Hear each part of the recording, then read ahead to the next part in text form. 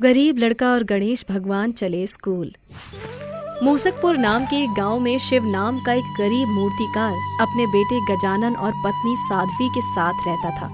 शिव का परिवार सदियों से मूर्तिकारी किया करता था और आज भी वो अपने पैतृक काम को आगे बढ़ा रहा था। उसके परिवार में गणेश जी को बहुत मान्यता दी जाती थी, जिस कारण उसने अपने बेटे का नाम भी उनके नाम पर ही रखा था। अरे साध्वी, आज आते वक्त तेरे लिए नई साड़ी और गजानन के लिए स्कूल का बस्ता लेता आऊंगा। बेचारा कैसे कैसे कर कपड़े की थैली में किताबें लेकर जाता है स्कूल। अजी, आप तो ऐसे खुश हो रहे हैं जैसे कोई लॉटरी लगने वाली हो। उससे भी बड़ा कुछ साध्वी, हमारे पुरखों की जो जमीन मुंशी के पास गिरवी रखी थी, आज उसकी आखिरी किश्त देकर मैं उसे छुड़वा लूंगा। 200 एकड़ की जमीन हमारी होगी और उससे कीमती मेरे दादाजी के हाथों की बनाई हुई गणेश प्रतिमा आज घर लौटेगी। हमारे पुरखों की अमानत फिर से हमारे पास होगी। हमारे दिन फिर जाएंगे। ये सब कुछ प्रभु की ही कृपा है जी। हे मेरे पप्पा, सब अच्छे से हो जाए बस। शिव मुंशी के घर जाने को निकल पड़ता है। शिव को देखकर मुंशी के नौकर की हवाइयां उड़ जाती हैं। वो फुसफुसाकर मुंशी जी से कहता है, अरे मालिक, ये तो आ गया, अब जमीन देनी पड़ेगी। मुंशी तो गयो। इतना अशुभ बोलता है जवान, जल जाए तेरी जमीन, तो इसे दूंगा नहीं मैं। आओ आओ शिव, आ गए तुम, ले आए पैसे।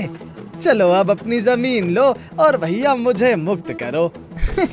शिव, 2 मालिक का रुपए। मुंशी तो गयो। 5000। पर बस 3000 देने थे ना मुंशी जी। अरे अरे लाला, जरा हिसाब बताना तो शिव बेटे को।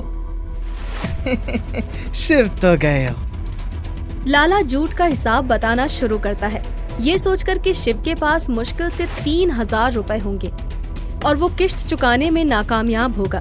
तभी उसकी बात काटता हुआ शिव कहता है, मुझे अंदाजा था मुंशी जी कि हर बार की तरह मैंने गलत ही हिसाब जोड़ा होगा, इसीलिए ज्यादा रुपए ले आया था। लीजिए 5000 रुपए।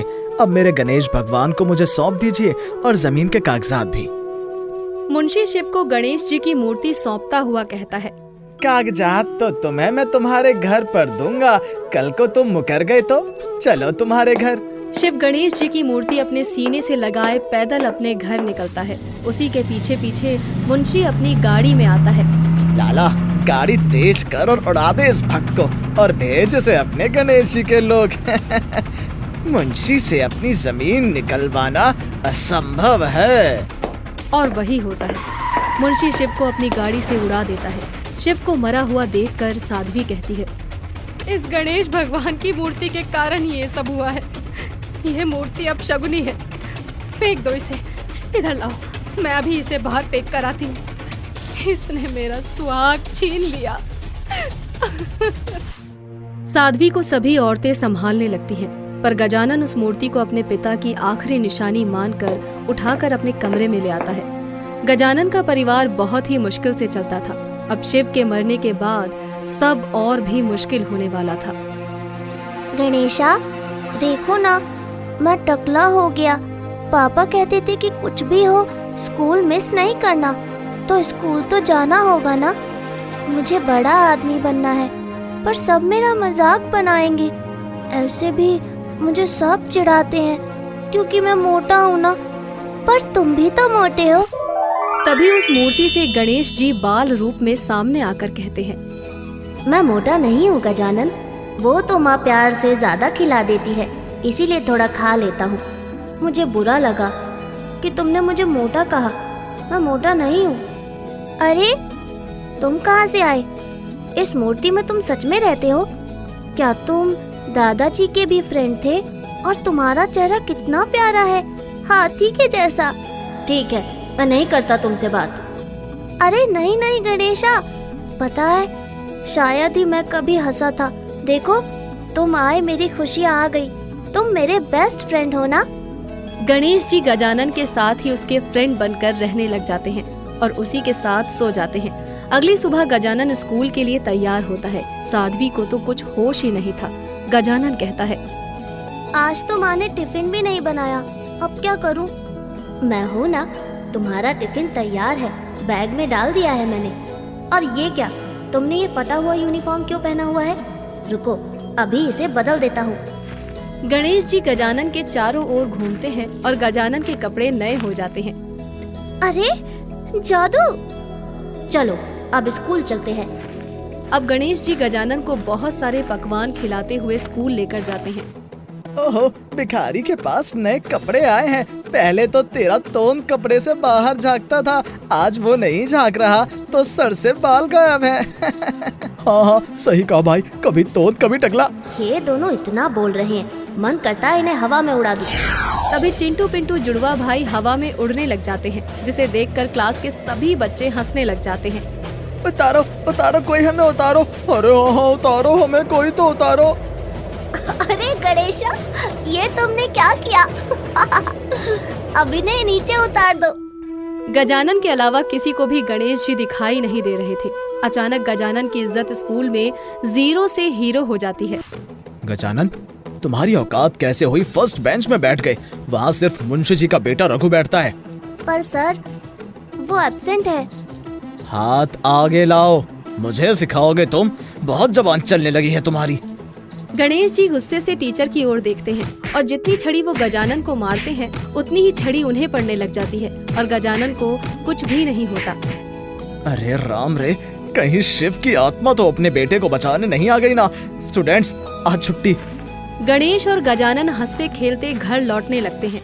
यूं ही 3-4 दिन बीत जाते हैं और तब जाकर साध्वी खुद को संभाल पाती है और गजानन के नए यूनिफॉर्म, बैग और जूते को देखकर असमंजस में पड़ जाती है।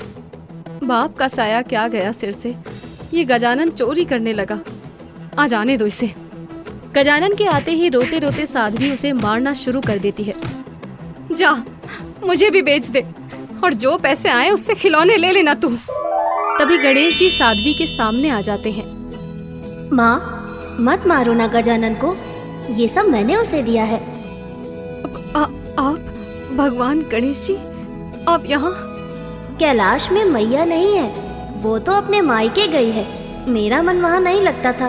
पिताजी तो दिन भर ध्यान मगन रहते हैं, तो उन्होंने धरती पर शिव को एक माध्यम बनाया मुझे घर पहुँचने का, आपसे मिलने का। माँ, मैं अपशगुन नहीं हूँ। गणेश जी को बाल स्वरूप में देखकर साध्वी ये ही भूल जाती है कि वो तो एक ईश्वर हैं। बेरंग हुई जिंदगी को मानो एक सहारा मिल जाता है। साध्वी गणेश जी को सीने से लगा लेती है। चलो बच्चों, आओ, तैयार हो जाओ और मुंह हाथ धो लो, मैं खाना लगाती हूँ, तीनों साथ में खाएंगे आज। साध्वी एक प्लेट लगाती है और अपने दोनों बेटों को अपने हाथों से एक एक कौर खिलाती है, फिर खुद खाती है। अगली सुबह, हे भगवान, स्कूल छूट जाएगा। गणेशा उठो। गजानन, उठो बेटा। सोने दो ना मैया। नहीं, अब से तू भी स्कूल में पढ़ेगा, मैंने तेरा बस्ता बांध दिया है, समझा? साध्वी अपने दोनों बच्चों को गोद में उठाकर नहलाने के लिए ले जाती है, फिर उन्हें तैयार कर स्कूल भेज देती है। साध्वी बच्चों को लेने स्कूल जाती है और रास्ते में उनसे बात करती करती लौट। हे राम, देखो ना, साध्वी पागल हो गई, दोनों तरह देखकर बात कर रही है, मानो दूसरे और भी कोई हो। साथ तो बस गजानन है। अरे कहीं उसे शिव तो नहीं दिखने लगा। पूरा जीवन बर्बाद हो गया साध्वी का तो। साध्वी और गजानन के अलावा किसी को भी गणेश जी दिखाई नहीं देते। धीरे धीरे पूरे गांव में शिव के भूत की बात फैल जाती है। मालिक, भूत उठे आ गए तो मुंशी तो गयो। नहीं नहीं, ये नहीं हो सकता, कभी नहीं। प्रभु के आते ही उनकी लीला शुरू हो गई थी। मुंशी अब डरने लगा था। साध्वी और गजानन खुश रहने लग जाते हैं। फिर एक दिन, माँ, अब से तुम ये सफेद साड़ी नहीं पहनोगी, मैं आता हूँ हिसाब करके। ये कहकर गणेश जी मुंशी के घर चल पड़ते हैं। गुस्से में उसके घर को अपने दोनों भुजाओं से प्रभु जोर जोर से हिलाने लग जाते हैं।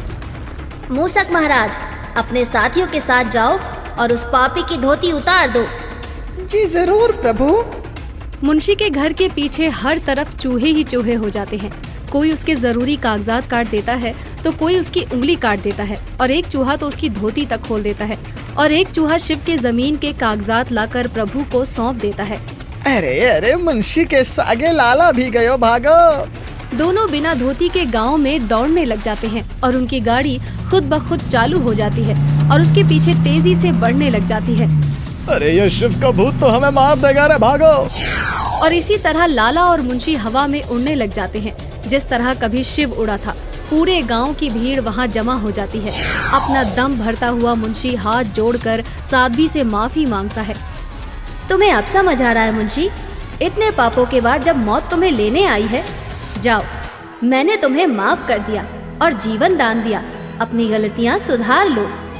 गणेश जी साध्वी के साथ उसके घर पहुंचते हैं, पर दरवाजे पर माँ पार्वती और शिव शंकर अपने पुत्र को ले जाने के लिए तैयार बैठे थे। पुत्र गणेश, चलो, मैं तुम्हें लेने आई हूँ। गणेश पूजा के 10 दिन पूरे हो गए हैं, अब घर चलो। ये सुनते ही गजानन फूट फूट कर रोने लग जाता है और साध्वी बिखर जाती है। रो मत साध्वी, मैं आऊंगी ना नवरात्र में इस नटखट को साथ लेते हुए।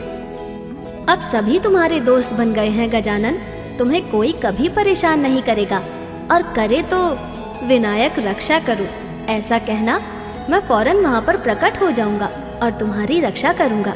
अब जाओ, कमरे से अपने पिता को बुला लो, नींद से जाग गए होंगे वो। पर वो तो दुनिया में नहीं है ना। तभी पीछे से शिव की आवाज आती है। साध्वी, तुमने मुझे उठाया नहीं, बहुत देर हो गई है, लगता है 10 दिनों से सोया हुआ हूँ। प्रभु की लीला तो वही जाने। शिव जीवित हो गया था, उसका परिवार फिर से खुशहाल हो गया था। आता हूँ मैया।